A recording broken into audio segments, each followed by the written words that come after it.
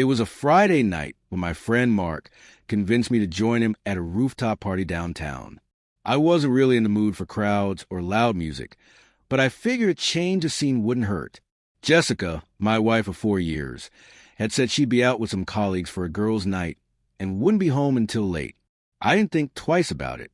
Our marriage had its ups and downs like any other, but betrayal was the last thing I expected.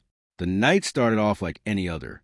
People were laughing, music played over the city lights, and I tried to enjoy myself. But everything shifted when I went to the bar to grab a drink. That's when I saw her, Jessica, just a few feet away.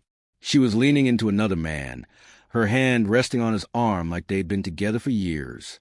The way she looked at him was a look I thought was mine, a look I hadn't seen from her in a long time.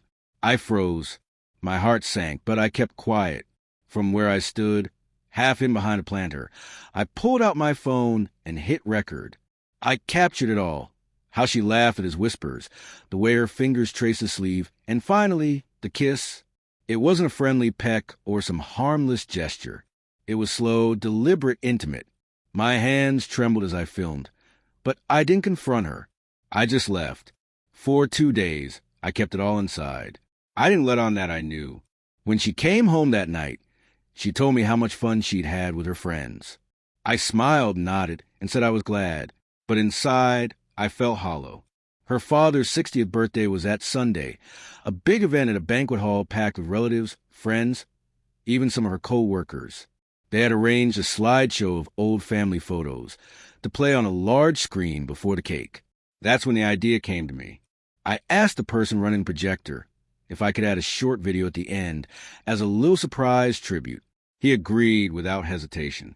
The day of the party arrived. Jessica played the perfect daughter and wife, greeting family, sharing hugs, straightening my tie in front of her mother. She didn't suspect a thing.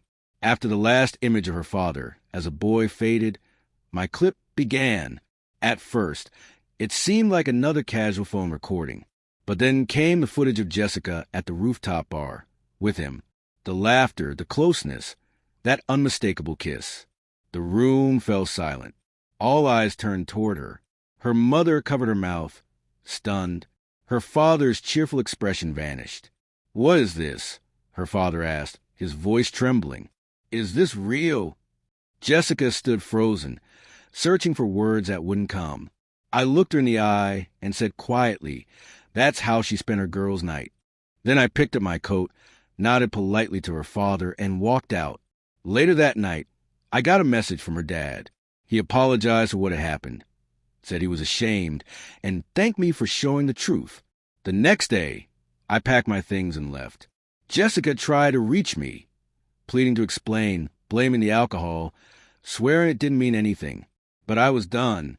I knew I deserved more. Sometimes, the quietest exit speaks louder than any argument.